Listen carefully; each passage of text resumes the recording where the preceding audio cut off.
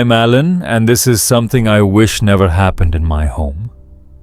My wife, Emily, and I had our first child last year, a baby girl named Lily. She was perfect, healthy, calm, always smiling. But there was one thing, one small habit we noticed from the moment we brought her home that never made sense. Every night, exactly at 2:13 a.m., she would wake up, look past us, straight up at the ceiling, and start laughing. Not crying, not fussing, laughing, soft, playful giggles. At first, we thought it was cute. Babies laugh at random things, right? Maybe she liked the shadow, maybe the ceiling fan, but the thing is, there was no ceiling fan, no toys, no lights, nothing that could have caught her attention. And every night, that same time, those same giggles. By the time she was 4 months old, the pattern became too exact to ignore. 2:13 a.m. Every night, eyes open, smile, giggle, and always, at the same spot on the ceiling right above her crib. Emily would laugh it off. "It's probably just a baby thing," she'd say. But I couldn't shake the feeling that she was looking at something. One night, curiosity got the better of me. I set up my phone on a small tripod facing the crib. Night mode on, volume maxed, I went to bed. When the alarm buzzed at 2:10, I pretended to be asleep, waiting. 2 minutes passed, then 3. Nothing. And then, exactly at 2:13, Lily's eyes opened. She looked at the ceiling, and she laughed. That same sweet little giggle that always melted our hearts. But through the camera mic, something felt different. It sounded layered, like there was a faint echo. I didn't think much of it. In the morning, I opened the recording while having coffee, and that's when I noticed it. Something beneath her giggle, something quiet, something deep. A second laugh, older, slower, not playful, almost amused. Thinking it was interference, I imported the video into my editing software and slowed the audio down to 50%. Lily's laughter became stretched, still innocent, still happy. But the second laugh, it shifted into something unmistakably human, low, male, right next to her, as if someone was standing beside the crib, laughing with her. I replayed it again and again. Every time, I felt the same cold pressure in my chest. There was no denying it. There was a second voice in the room. For the next few nights, I refused to sleep. I stayed awake staring at the baby monitor, and each night at 2:13 she looked at the same spot. One night, I gathered enough courage to stand beneath that area of the ceiling. Nothing. Just fresh paint, but the moment I stepped away, she giggled again, still staring up, like something had returned when I moved. A week later, while taking out the trash, my elderly neighbor, Mrs. Porter, waved at me. "You living in the master bedroom?" she asked casually. "Yeah," I said. She narrowed her eyes slightly. "That room used to be a nursery too." Then, after a pause, "The family before you, the baby boy died in there." I froze. How How did he die? She shook her head. No one knows. He was laughing in his crib and just stopped breathing. I couldn't feel my hands anymore. And the worst part? She added. What? The parents always swore he wasn't alone in that room. That night, I moved the crib into our room. There was no way I was letting my daughter sleep in there again. But at 2:13 a.m., Lily woke up, turned her head toward the hallway, toward the closed nursery door, and began laughing again. This time the laugh wasn't light.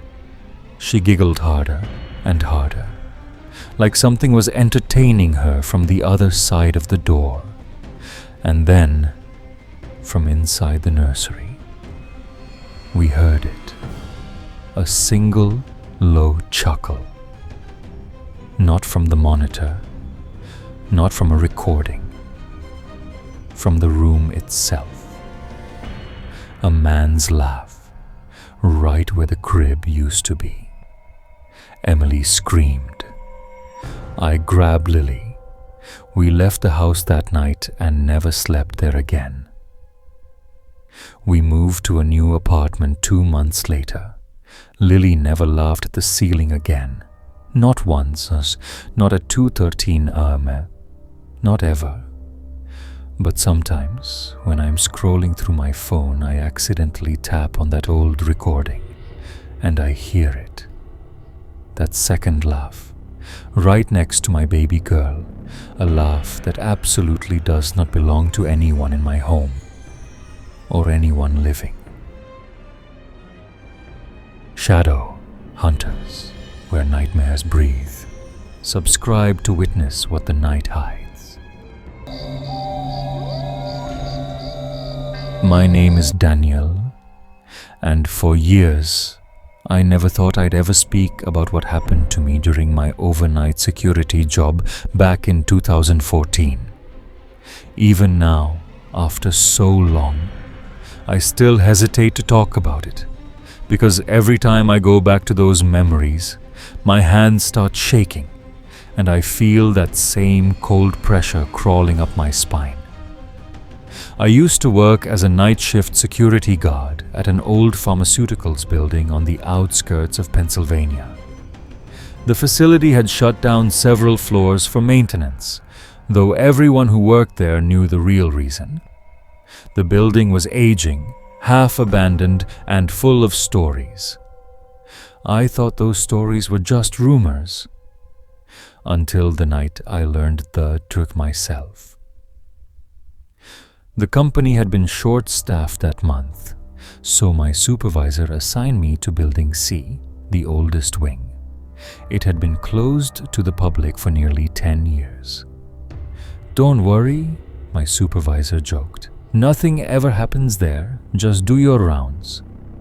He didn't even look me in the eyes when he said that. Building C was quiet, unsettlingly quiet. No humming machinery, no office chatter. Just the echo of my own footsteps and the constant feeling that the air was too still, too untouched. On my first night there, I noticed something strange. The temperature dropped sharply every time I stepped into the east hallway of the 3rd floor. My breath fogged even though it was summer. I reported it, but maintenance never came. They acted like that floor didn't exist. Around 2:17 a.m., during my patrol, I saw a woman standing at the end of the hallway. A long coat, shoulder-length hair, standing perfectly still, back turned toward me. I froze. Visitors weren't allowed. No employees worked there anymore. "Ma'am, you can't be here," I called out. No response. She didn't move an inch. I approached slowly, every step echoing loudly against the metal floor. When I was just a few feet away, I blinked. and she was gone.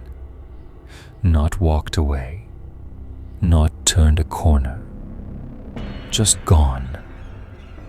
I checked every room, every fire exit. Nothing. My supervisor laughed it off the next day. Probably your eyes playing tricks on you. Happens. Night shift messes with your head. But I wasn't imagining it. I knew what I saw. 3 nights later, something else started happening. Every time I passed the basement access door, I found it slightly open. I would close it firmly, lock it, walk away, and on my return rounds, it would be open again. There was no one else assigned to the building. No reason for that door to ever be in use. One night, after locking it for the 3rd time, I placed a tiny strip of tape across the frame, a trick I learned to detect tampering. 30 minutes later, I returned. The tape was ripped cleanly down the center. Something was going in and out, something that didn't need keys or sound. I finally worked up the courage to go downstairs. The basement had no lights, just the soft emergency glow that barely illuminated the concrete walls. The air was damp, heavy, like breathing through cloth. And then I heard voices, far away, faint, a woman whispering urgently, like she was pleading with someone. I followed the sound deeper. My flashlight flickered. The whispering grew louder. It was coming from behind an old metal door labeled Research Lab 6C, a room that wasn't on any current facility map. I tried the handle. Unlocked. Inside, the temperature dropped instantly. My breath came out in clouds. There were old tables, broken monitors, and in the center of the room, a large 2-way mirror. I shined my light at it, and for a split second, I saw something reflected behind me. A figure, standing in the corner of the room, watching me. I spun around. No one. But the reflection wasn't lying. From that night on, something began following me. Not visibly, not physically, but I heard it. My own footsteps have a certain rhythm. You get used to the sound of your boots on tile. But now, whenever I walk down a hallway, there was a second set, slightly behind, slightly offbeat, matching my pace, then stopping when I stopped. I tried recording it on my phone. The audio captured nothing, but the footsteps were real. The echo, the timing, the presence. It felt like someone was just inches behind me, watching, breathing softly. Waiting, I decided to check the security camera footage myself. Only supervisors were supposed to review it, but I needed answers. On the footage from the 3rd floor hallway, time-stamped 2:17 a.m., the night I saw the woman, I saw myself walking, stopping, calling out, and then a tall silhouette appeared behind me. Not a woman, something much taller, thin, distorted. It stood just inches behind me as I looked down the hallway, completely unaware. Then, in a blink, it vanished from the frame. I fell out of my chair. That was the moment I realized whatever was in that building wasn't human, and it wasn't just wandering. It was watching. My final night shift there wasn't supposed to be my last, but the building had other plans. Around 3 a.m., I heard a loud metallic slam echo through the stairwell. I rushed down, thinking maybe a door had blown open. Halfway down the stairs, the lights began flickering violently. Then the building went silent. Not quiet, silent, like someone pressed mute on reality. Suddenly, from the floor below, I heard rapid footsteps running up toward me. Fast, inhumanly fast. I froze. The footsteps reached the landing just below mine, but no one was there.